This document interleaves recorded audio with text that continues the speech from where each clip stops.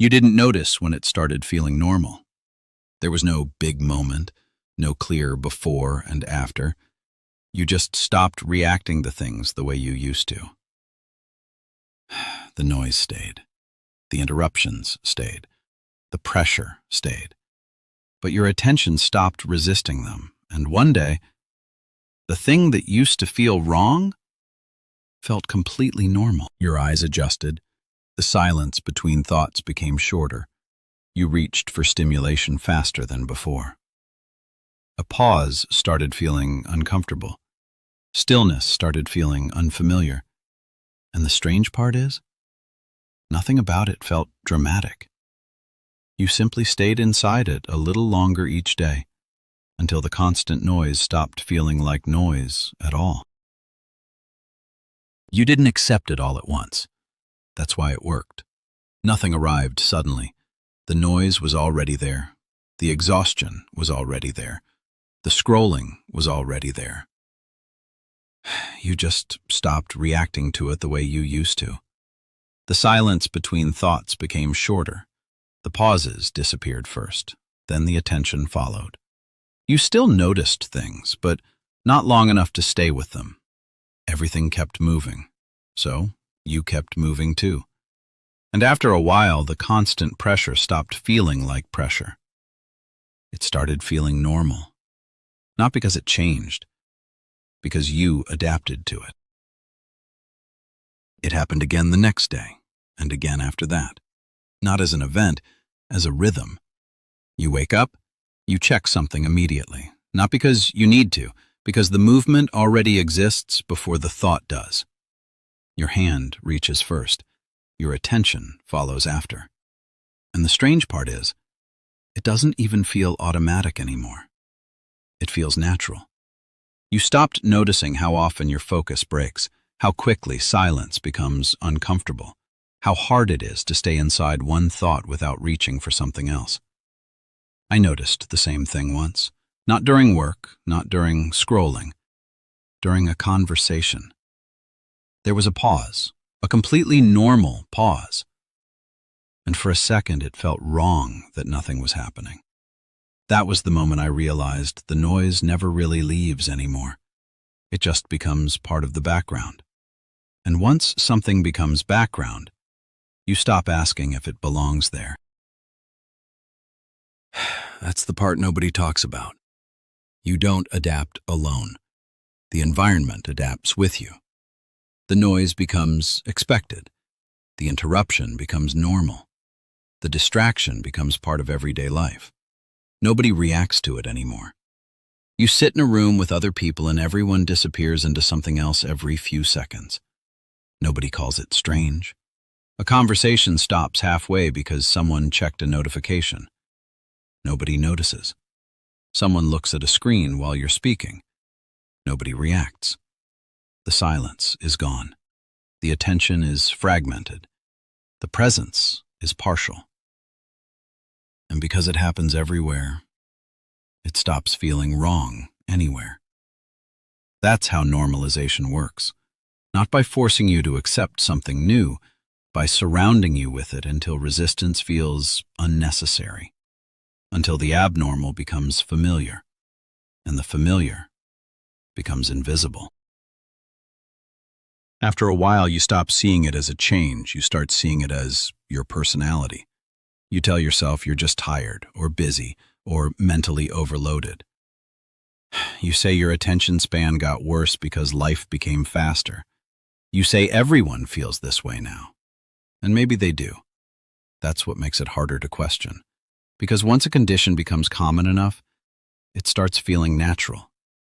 You stop asking why your mind feels restless all the time, why silence feels uncomfortable, why being alone with your own thoughts suddenly requires effort. You stop asking because you already built explanations for all of it. And the human mind is very good at protecting what it is adapted to, even when the adaptation is damaging it. That's the strange thing about normalization. The moment something becomes familiar, you stop measuring it against what came before. You only measure it against what surrounds you now. And if everything around you reflects the same condition back at you, then nothing feels abnormal anymore. You see it everywhere now. Not because it became more visible, because you finally stopped looking away long enough to notice it. A train full of people sitting in silence, each one somewhere else. A dinner table where nobody fully arrives. A conversation interrupted before a thought can finish forming.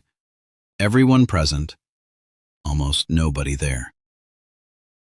And the strange part is, it no longer feels disturbing.